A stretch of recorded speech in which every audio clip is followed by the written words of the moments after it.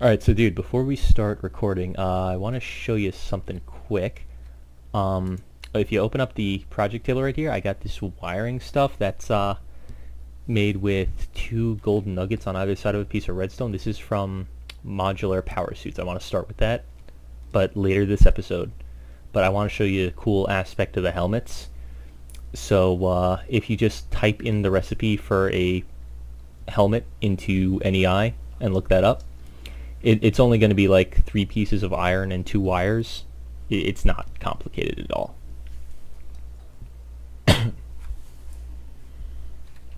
You got it? You got it? Alright, make one in here. Yeah, make one in the project table for yourself. It's just a power suit helmet or something like that. Yeah, if I type helm in here, it does not show. What the hell? Oh, there it is. It is a power armor head. Yeah. Alright, so make one of those here in NEI. It's just 3 iron ingots and then 2 pieces of wiring. It's not hard. Alright, now grab that. Alright, we don't need the rest of this extraneous stuff. Alright, you don't have any modules installed yet. I'm actually going to go grab mine. I already made myself a whole suit of, like, power armor. Off camera. It's not fully, like, set up yet, but I do have a few modules installed. This actually comes with it. So, put your helmet on. Alright. Yeah, pretty much. And, haha. Alright, you see that map that just popped up in the corner? That is a GPS function of these helmets. It's so badass. I love it. It even tells you what direction you're facing. My suit is red. Like blood red. I am Iron Man.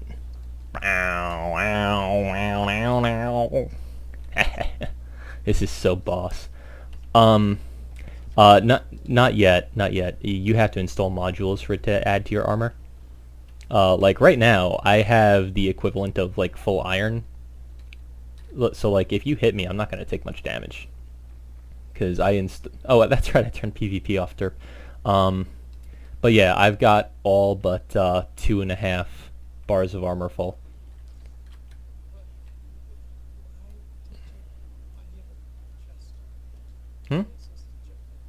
Oh, because you can actually add one. There's a module for the chest plate to add a jetpack. Yeah, it's pretty sweet. In fact, if you add all the right modules to these suits, you can essentially have creative flight.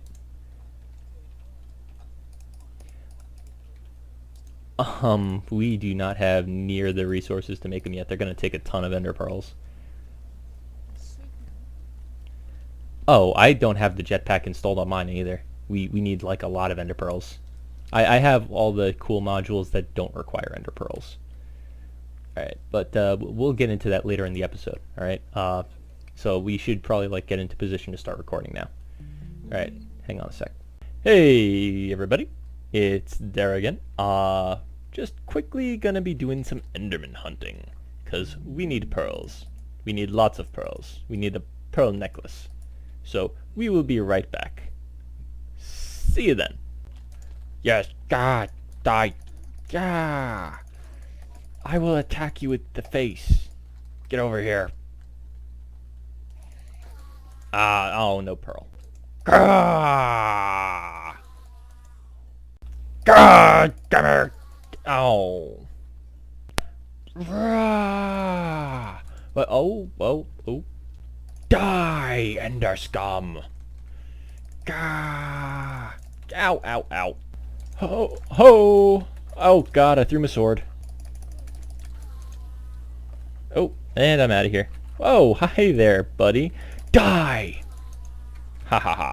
Ooh, I have, come on, unattuned tesseracts. These are cool little guys. If I just hit R over this guy, you'll see that what I have to do is take molten ender, which you get 1/4 of a bucket of from putting ender pearls in the magma crucible. So you need 4 per bucket, and you put it into this tesseract frame, which is just tin, hardened glass, and a diamond. Same as the redstone energy cell, but with tin instead of electrum. Or maybe it was copper for the cell. I don't remember much. Anyway, so what we do with these is now we have to attune them to a specific purpose. Now I can make an item tesseract, which will transport items around. I can make a liquid tesseract, which will do the same thing with liquids. But right now I'm going to take 4 silver, 4 lead, and 4 electrum, and 4 redstone, and I am going to make an energy tesseract. Now, I'm going to need to turn this into conductance coils. Those are going to go on the bottom. The electrum is going to go on the top, silver on the bottom sides, and lead on the center sides. Switch the silver and the lead because I'm a derp. Energy tesseracts. Lovely. Dunk, do you want to sleep with me?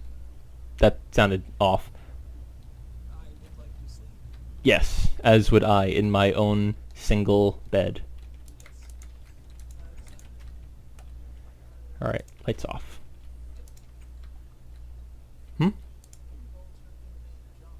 Oh, well, if we're not, if we sleep and it turns day, then they won't have to do a good job because the sun will burn everything. And good morning. Alright, so if you will join me downstairs, we're going to put these tesseracts to good use, and I'm going to first show you where they will be getting their energy from. After I put away my nano saber, we do need more pearls, but we can always go hunting again some other time. This is more important right now. So you will remember our fuel station, our power station rather, and our boiler room down here.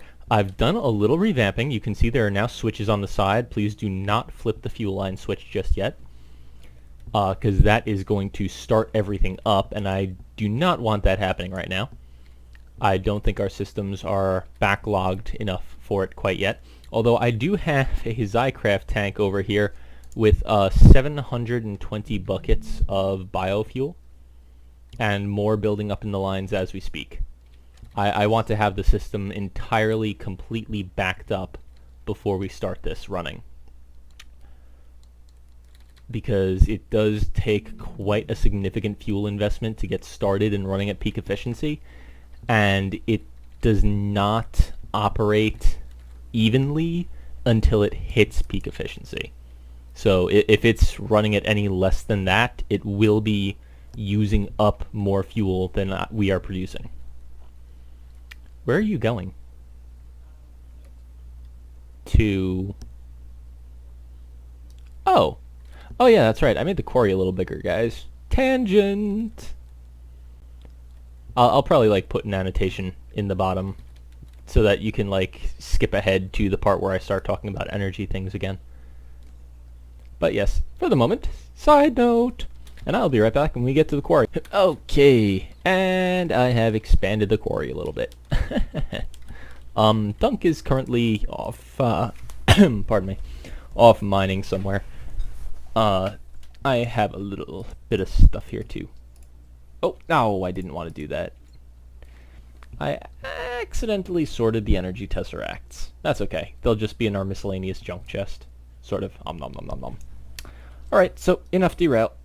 Back to the tesseractness. Tally-ho. Alright, so, energy things. This I will place down right here. You can see the redstone conduit is already set up to draw power. Now if I right-click this, there's a little GUI here. Now right now it says device inactive because it's not configured.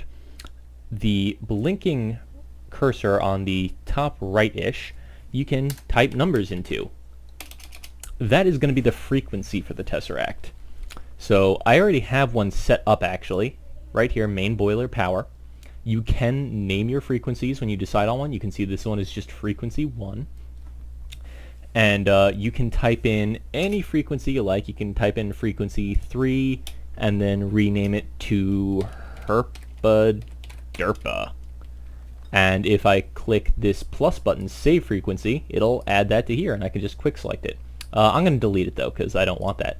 I'm going to select main boiler power here and then hit set frequency, and you can see it kind of highlighted itself. I'm going to set that to receive only over here on your right in the configuration. It is a public access frequency. You can set that to private as well, in which case only you will be able to use this. Right now anybody can.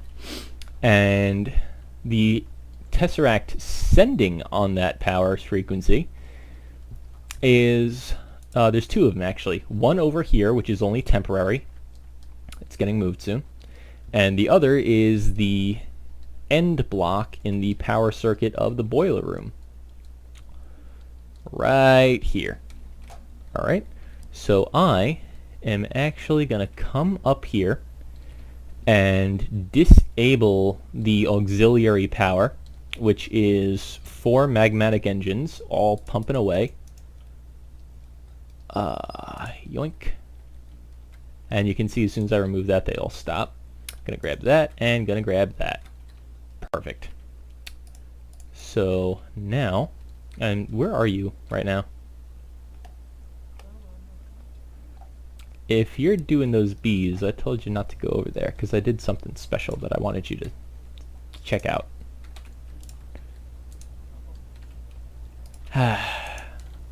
Anyway, alright, so I'm gonna set all those to draw, set that to pump.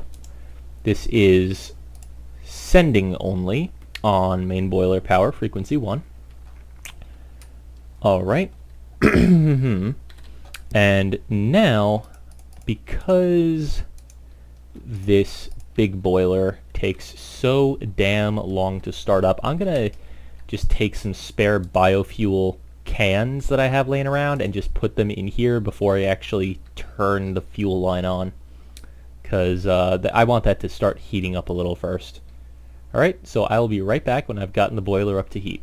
BRB. So, while I'm waiting for that boiler to heat up, I figured I'd come in here and show you something that I've been working on a little bit off camera, but I haven't finished it because I wanted to show it to everybody, including you. High fives. Yeah. It is our alveary, which is almost done. Alveary blocks, just these basic ones that I'm looking at here, are made like so, by using royal jelly, pollen, 2 beeswax, and 3 planks in a carpenter. You get these scented panelings. Then you have to get impregnated casings, which are 8 wood logs in a chest shape in another carpenter full of seed oil. And while these are crafting up, I actually have exactly enough in here to make a second alveary. While those are crafting up, I actually have, as you saw, most of the stuff here prepared ahead of time. So I'm going to take these impregnated casings and surround them with the scented paneling, like so. And that gets us regular alveary blocks. Now you can see there's some special ones here. So I don't want these to be regular alveary blocks. One of these, I'm going to stick a pair of diamond dentine electron tubes, and you get 4 of these by putting 5 diamonds and 2 redstone in the thermionic fabricator. I'm going to take 2 gold, and that's going to get us a mutator block. These drastically increase the chance of getting a bee mutation when crossbred species die. And that is going to run on uranium from Industrialcraft. There are other things it can run on. Uranium is the most effective. And it's not like we're using it for anything else right now. Alright, then we're going to take this guy, put 3 iron across the top, and then make a bucket shape of golden electron tubes on the bottom. And that's going to give us a frame housing.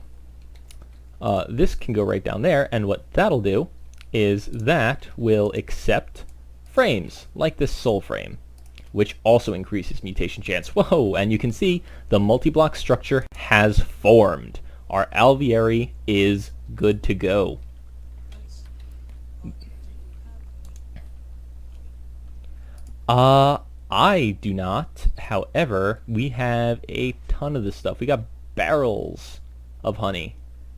Let me just chainsaw this spider's face. Oh, or it can just suicide off the ledge. I guess it wasn't very happy with its life. What do you need honey for? Like, oh, okay, I'll just grab you a full stack then.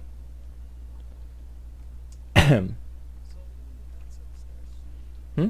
Oh, that is some Industrialcraft 2 crops that I've gotten into recently. I will... Oh, that is just the one. There we go. Oh, this turned into nether wart. Ah, well. This I got from randomly crossbreeding some nether wart and some sugarcane. This is called terra wart. And what it will do is essentially exactly the same. You can see I got 36 of them in my provisions bag here. It is exactly the same as the healing curative mead. It basically just removes negative status effects. It's like drinking a bucket of milk.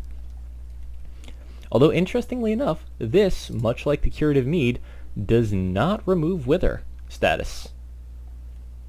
Oh, and by the way, when you plant crops with Industrialcraft, you do not harvest them by punching them. You harvest them by just right-clicking. And the product shoots off and it immediately replants itself.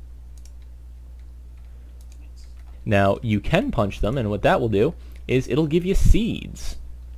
And it'll be Industrialcraft seeds, which are one item that just stores a data value of what the crop is and what its stats are. And they've got a few stats like growth, yield, resistance to disease, and stuff like that. It's pretty cool. But that's not something we're going to get into right away. One thing I will say is that if you take these crops that are planted in here and you put one down on top of another crop that's already in place, you're going to get it in a cross sort of pattern, and what that's going to do is it'll crossbreed any plants growing around it. So right now, what that is doing right there is it's going to crossbreed the terrawort, the netherwort, and the sugarcane. I'm not sure if that's the right thing to do, because Alblaka is super ultra secretive on what the various combinations of things do. So I have no clue what the hell I'm doing with this stuff. But that's pretty much it. So it's pretty interesting, I guess. I'm just gonna sort this stuff. Blah. Alright. But yes, back to this. This alveary is actually much improved upon the regular apiaries that we've been using, because what an alveary will do is it will essentially... Basically, an apiary is operating only at about 15% of the speed it should be operating at. Adding frames, like the proven frame or the... what's the middle tier one? The treated frame or something like that? I forget. Impregnated frame, that's the one. Those will increase its efficiency up to maybe 70% of what they originally were in the first draft of Forestry. An alveary works at like 90% the speed of the original apiaries, which is the highest working speed in Forestry currently. So these guys will produce resources for us much faster than any apiary ever could. Also, these special blocks, the mutator and the frame housings with the soul frame, this is pretty much going to guarantee that any two bees I put in here, if there is a mutation they can have together, I will get that mutation.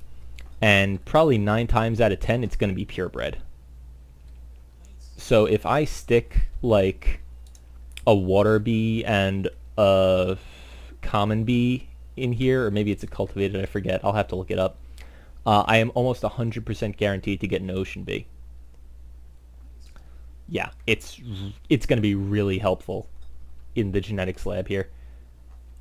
So that's going to be Just amazing. And of course, these guys I'm making up for just the regular part of the alveary garden where our regular bee harvesting is going to be. Alright, and I've obviously gotten quite a bit more liquid DNA as well. Got 120 buckets in here. Alright. Oh, also, I have gathered quite the collection of genetic specimens off camera. As well as, you guys remember those woven silk items from when we were first in the village? Oh, didn't want to break that. How I made them by taking those silky wisps from the jungle bees and crafting them in the carpenter with some water? Well, if you craft those in armor shapes, you get these apiarists clothing. And what those do is protect you from the harmful effects of bees that are poisonous or aggressive or things like that. So I could start up my jungle bees right now and walk over to them in that apiarist clothing, and I would not get poisoned in the slightest. Haha, get sniped. Oh, come on, you stupid creeper. There we go. And Mr. Zomble, suck it. Alright, that's all I wanted to show you over here. BRB. Alright, we're at heat on the boiler, the big one. Dunk, if you will flip the fuel line switch right over here, you can do the honors. And we can see fuel is now pouring into our boilers. Everything is turning on. It is magnificent. Look at this. Oh god, look, this is great. Alright, this is filling up. This is filled up.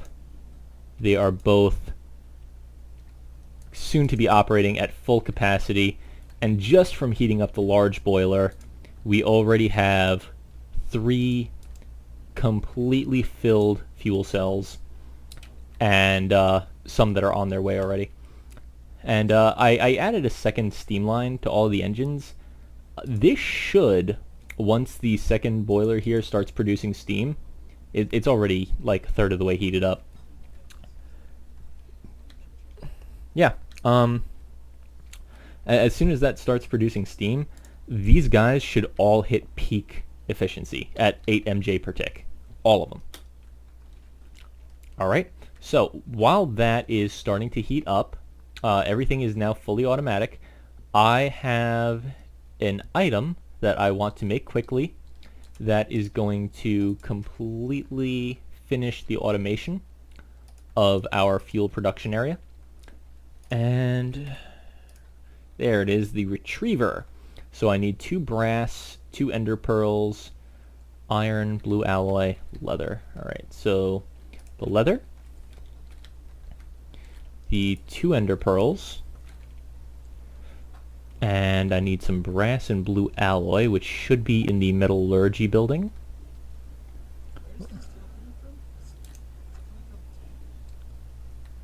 The fuel is coming from the tank. The tank is being filled up by the stills, and the stills are being filled up from the biomass tank.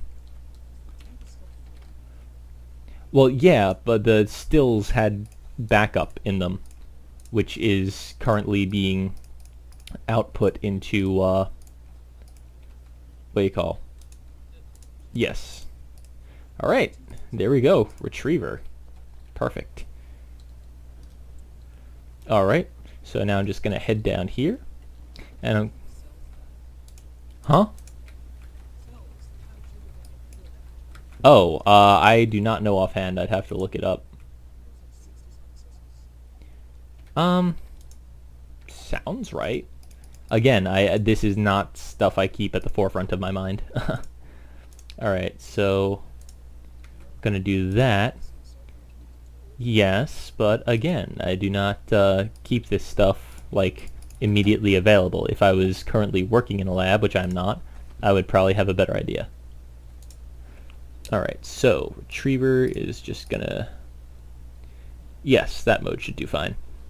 This is gonna need bluetricity, but right now all I want it to do is have this stuff mulch. Gimme, gimme, gimme. Alright. And I'll just have it retrieve stacks at a time. and that should be no problem at all. What's the maximum temperature? Huh? Their maximum temperature is 1000 C. Okay. What are they made of? The boilers? Just iron, really. It's, well, those ones are steel, but steel is just iron that's been in the blast furnace with coal coke. Sweet. Let me just, 99 C's of temp on the wall. 99 C's of temp. Alright, let's see if these guys hit 8. They're not gonna. It's not gonna start to output steam on its own until it hits the halfway mark. Oh, okay. That just like randomly stopped, and there it goes again, randomly stopping. That's the steam production. Like it'll increase by quite a lot, and then just stop for a few seconds. It's kind of weird.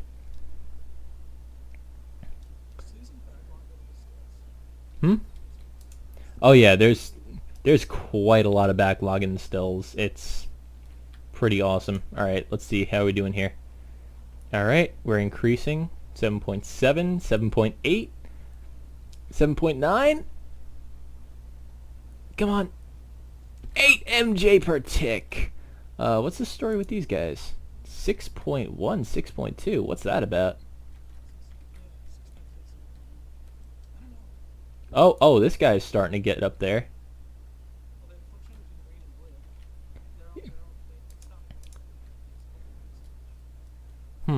You know why? I bet it's because this middle pipe is trying to feed both of them out of the same kind of pipe inventory.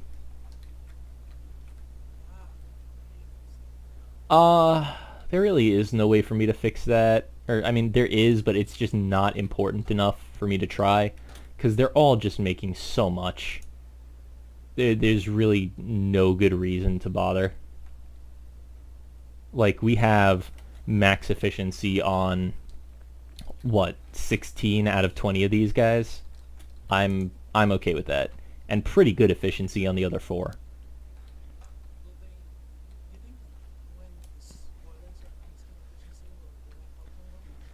It won't help the engines, because the engines operate at completely separate efficiency levels than the boilers, but is constant, yes. The boilers do not produce more or less steam when they're at higher heat. Higher heat just means that they produce steam with less fuel usage. So the high...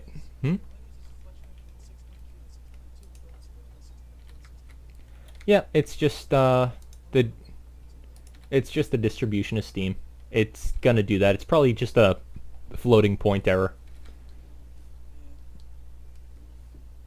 Nothing to worry about. Anyway, I've got that set up down there. That's gonna be fine. I'll hook it up to Bluetricity and a timer later. For now, sir, if you would not mind coming to bed. I do, but I know what's causing it, and that helps alleviate it. It's not going to be something that's fixable, or if it is, it's not worth the energy it would require to fix it. So, come on, bed. Oh, we are going to start consuming the energy dunk. In fact, we're going to start consuming it right now. Because what we are going to do, is we are going to head out this-a-way and make the maximum possible size quarry. And have it running at a constant max input of energy. Oh, it is going to be so absolutely amazing. You do not even know, dude.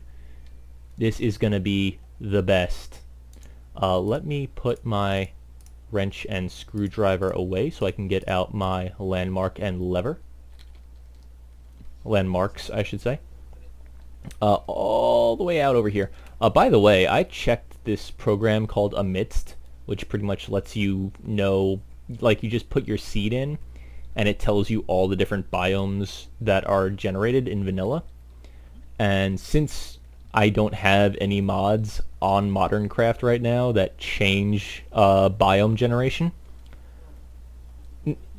Yeah, it changes ore generation, but not the biomes. There are no extra biomes in this mod pack right now at all. So all of our biome generation is currently vanilla. And because of that, I was able to find out exactly what biomes are around here.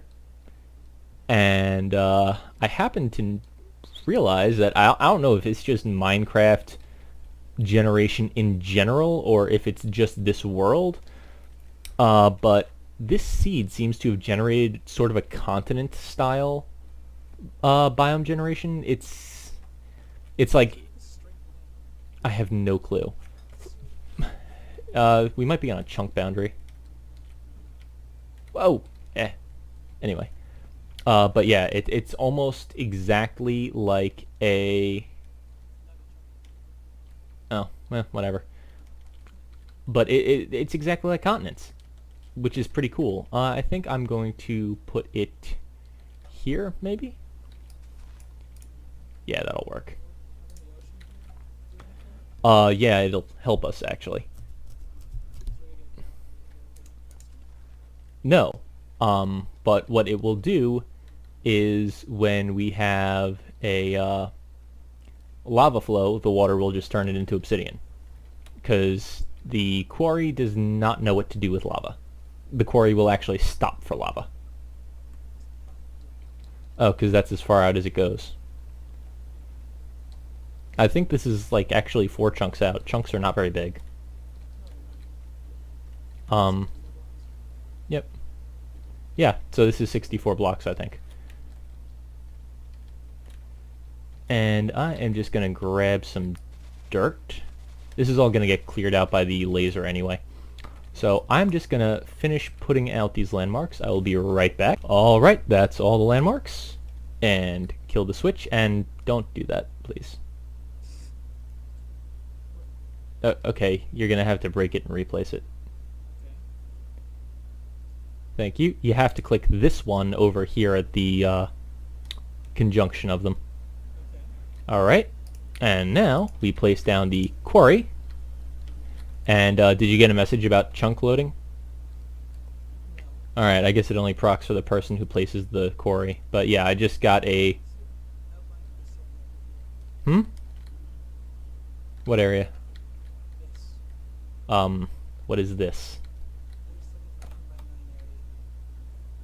I'm not sure. What are you talking about? Next to the quarry. Yeah. I'm standing in. No. I don't see anything. For me, there's like a That's... I mean, there's a yellow and black line here, but it's in the same place that the original lines were for the...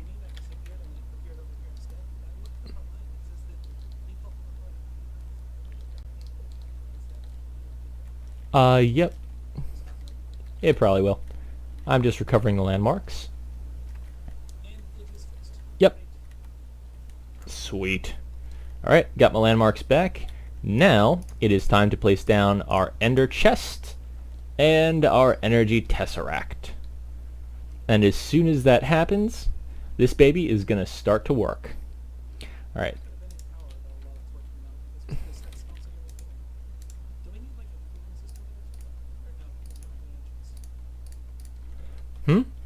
Cooling? No. That's only for the combustion engines, which run on regular fuel. We're using steam engines. They don't require cooling. Yeah, well, even if they were, they would not require cooling, because that's just not how they... Hey, Ravine. Anyway. Yep.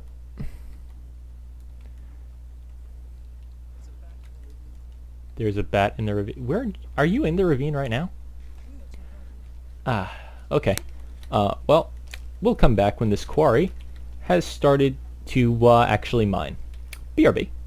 And there you have it, ladies and gentlemen. One full-sized quarry, fully powered at maximum efficiency, and raring to go, tearing up the landscape like a boss. Yeah, it's pretty fast. That's because it's being powered by, Well, technically the maximum output is 300 MJ per tick for our boiler room, but I think this guy can only accept up to like 50 or something, which is what he's taking right now. But you also have to consider that our smelting area back home also takes up Buildcraft power, so we are going to be using up a decent amount keeping this guy running.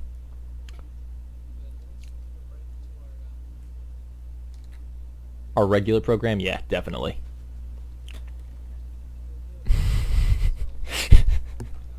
Yeah, I know. But yeah, so I think that is going to be it, boys and girls. We got our quarry up and running. We got our sorting system and fuel systems all sorted out. Everything is pretty much going 5 by 5 in the pipe. So I will see you all later. Drills to the heavens, ladies and gentlemen. Drills to the heavens. Bye-bye.